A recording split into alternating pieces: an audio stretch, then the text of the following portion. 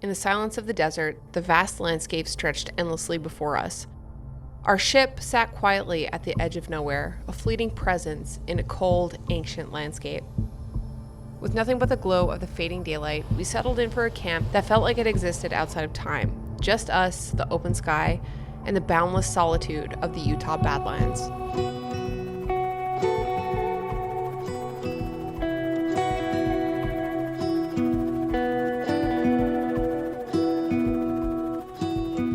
Sometimes we find ourselves in the most incredible places. In the Southwest, the opportunities for overlanding by helicopter are endless.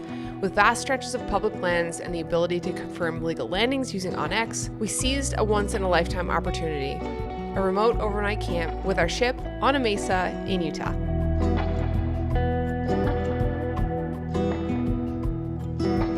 Shh. Can you hear that? Nothing.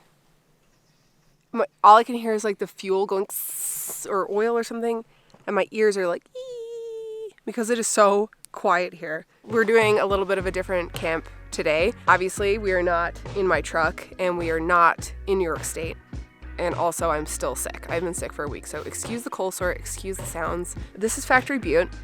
She's a Butte, and she's a Butte. We're gonna be camping here tonight. So tonight, we've got a really small kit for heli camping. The Nemo bike packing tent, we're gonna set that up here tonight. We're gonna have a little camp. Everything that I brought for camping in this situation is very compact. It's very small, stripped down. Not like what I have in the truck at all. It is literally like the smallest.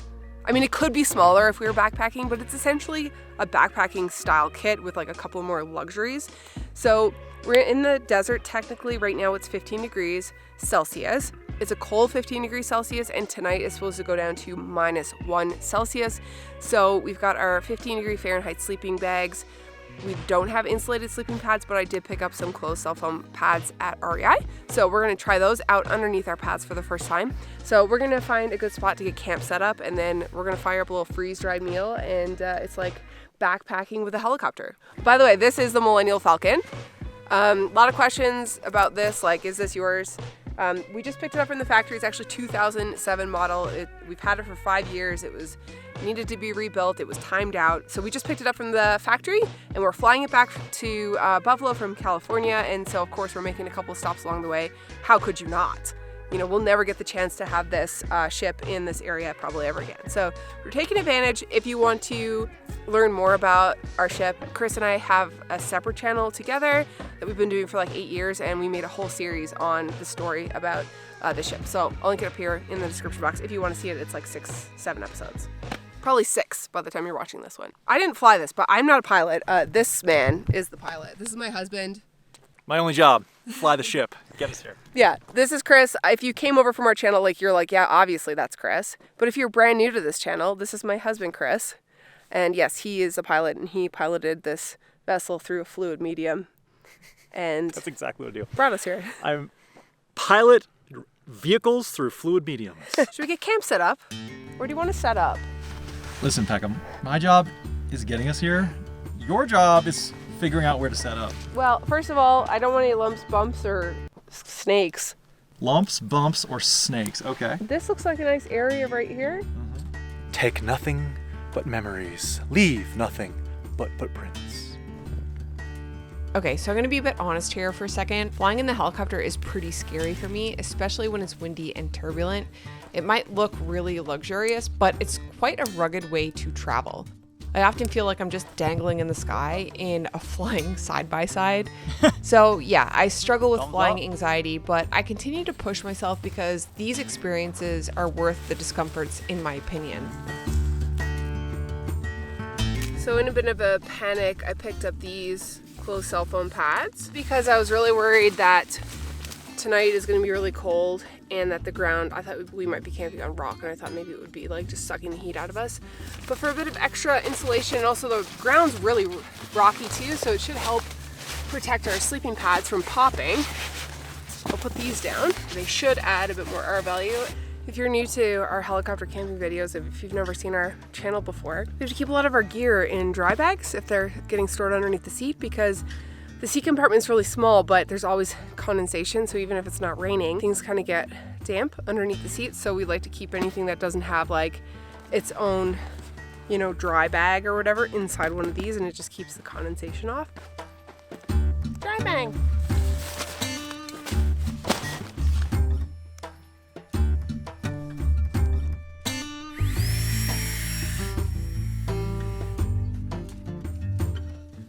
So I picked up these Thermarest straps. They're made to basically connect 2 air mattresses together so they don't slip apart. A couple more things. And then we'll have camp set up.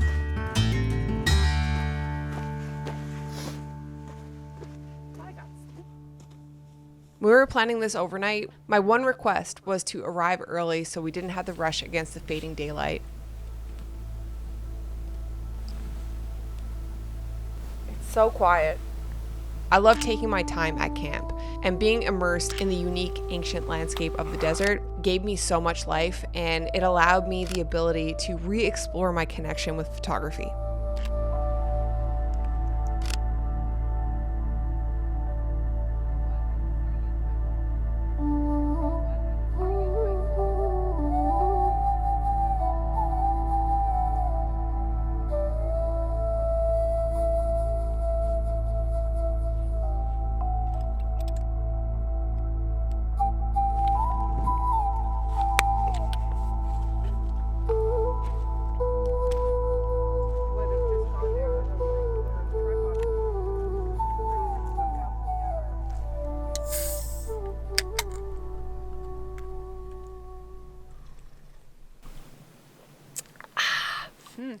Waiting for that. I like beverages in this style can, Tall, skinny ones.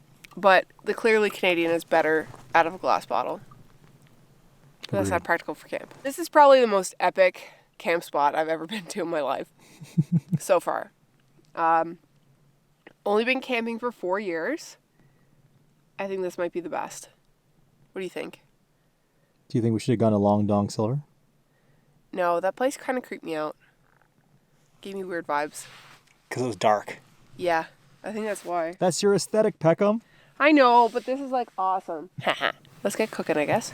Well, it seemed as if there was a bit of a fire ban up in Utah. We couldn't have a fire. We also didn't have a fridge or cooler or any fresh food, so we were kind of stuck doing backpacking meals. But quite honestly, any food would taste good with this view in front of you.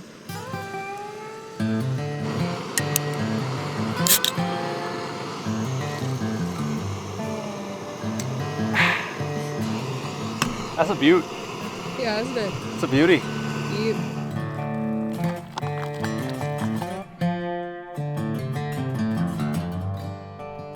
Not quite rehydrated. But I'm so hungry, so. Calories are calories, baby. What do you think of that? It's not as good as it was last time, was it? It's the noodles are hard, like they're not rehydrated completely, and it's really soupy. Still tastes pretty good though. Okay, course number 2. Okay, macaroni and cheese is just an appetizer. I really love beef stroganoff. It's one of my favorite freeze-dried meals. So we'll see how this one is. How's that one? We never had peak before. Yeah, it's really good.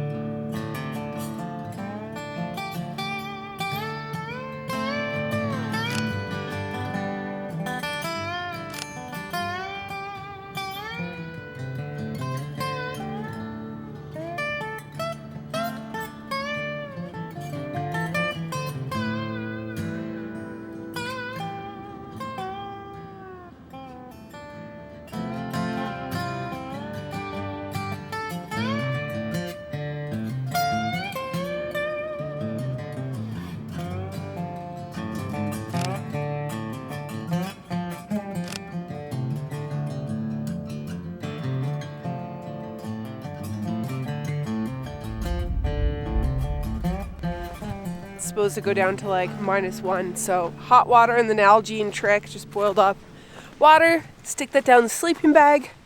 The trick is not to fill it all the way so it doesn't explode.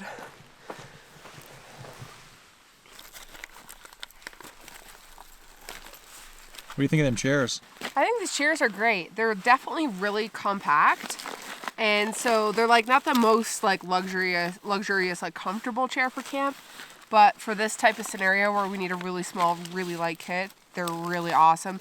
And like the fact that the base goes on the legs of the chair, you don't sink into the sand, which is the problem we have with our last ones. So yeah, I really like them. For this style of chair, I think they're great. Well, that was quite a lovely evening at camp. I'm really glad we got here like a little bit earlier, that we got a chance to like set up and then just be and enjoy it. I really don't like rushing through camp. Like you get to camp and you're racing against the light and then you set up and then it's dark and you go to bed. I like to get here, set up, take in the view, take photos, just have a leisurely time. 7 p.m. right now, so we're just going to get ready for bed, go to bed early. I got my alarm set for 5 a.m. because tomorrow's weather is going to be a bit of a shit show. Towards the afternoon, the winds are going to be insane. We don't want to be flying it in that, so we're going to get up at 5, pack down. Sunrise is at 6:50, I think. So we're going to be ready to go, get out of here, and we're just going to like beast mode fly to Phoenix to try to bypass all the crappy weather.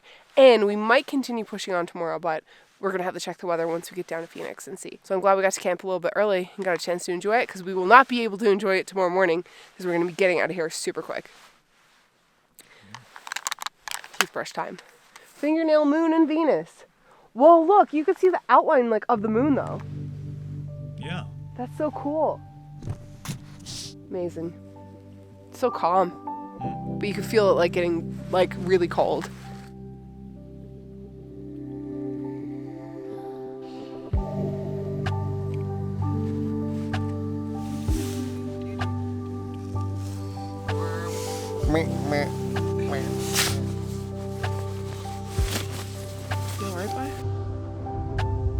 Well, it is quite the interesting morning here on the top of this mesa. 6:26, we're all packed up. Took us about an hour to pack down, reorganize the helicopter. And it's actually quite windy. The wind isn't supposed to pick up till 12, but it's kind of windy right now. As you can see, the sun is starting to come up. So we are good to fly pretty much now. It's VFR. So Chris is just doing his DI, or his daily inspection, where he just checks over the helicopter, makes sure everything is okay. Everything is in working order, and then we'll get on the go. We're gonna have a really quick and dirty breakfast this morning. We're not gonna fire up the stove. We're gonna do peanut butter tortillas. I got some of these Nature's Bakery oat crumble bars and some trail mix. Not the most hearty of breakfasts. Foregoing coffee and tea this morning. You gotta do what you gotta do. We're gonna boot it to Page Airport, fuel up, probably brush our teeth and stuff, and then we're gonna beast mode fly to Phoenix. So if you want to see this entire trip, it will be up on our joint channel. Point to hover. Hold and we're light. Alright, let's blow this popsicle stand. Every time we take off from a place like this and I look down and see these surreal views, I'm hit with a deep sense of gratitude for the experiences we get to have in this life. As much as I love camping with my truck and all the extras that come with it, in fact, I probably prefer it, there's something incredibly fun and special about packing light and taking to the skies for remote trips like this. Thank you so much for watching, and we'll see you in the next one.